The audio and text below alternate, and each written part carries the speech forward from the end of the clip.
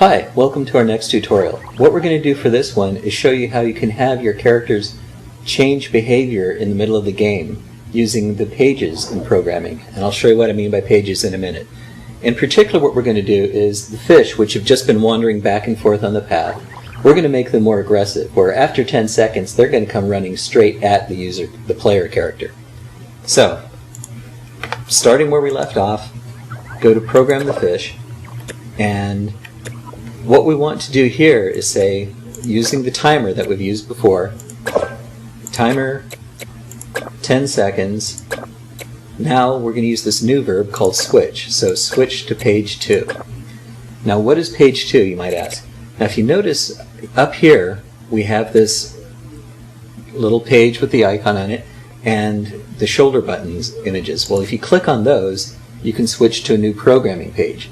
And what happens is, in this case, when it gets down to 10 seconds, it'll switch to page 2, and then page 2 will be the active page of code that is running every frame. This way you can have one behavior at the beginning, and then you can switch to another behavior. And you have up to 12 different pages, so you can have really complex behavior. So what do we want to do in page 2? Well, we want to keep all of this information about keeping track of the number of fish using the white score and giving the user points when he shoots a fish. So I'm just going to do a bit of a shortcut here. I'll move the cursor up to the top and press delete. That does a full cut of the whole page. Press insert again, that puts it back. Now when I switch to page 2, I can just press insert and it pastes in a copy of what we just did. So let's see what we need to modify now. Now I want to say, well, I want to go chase after the Kodu verb, the C sensor to sense something. The problem we've had with that is that sometimes you're facing away. Well, instead of using C, we can use here, because here you can hear things behind you, whereas you can't see things behind you. So we're going to say if we see the Kodu, then move toward him.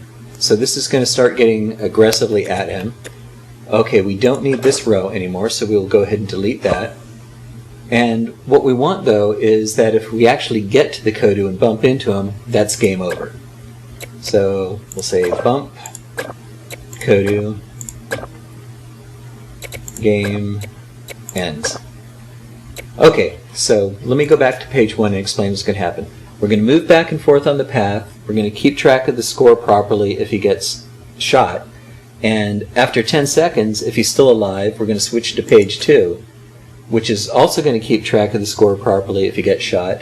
But he's going to be chasing after the Kodu, and if he actually gets to the Kodu, game over. So let's exit out of that and run the game and see how this works.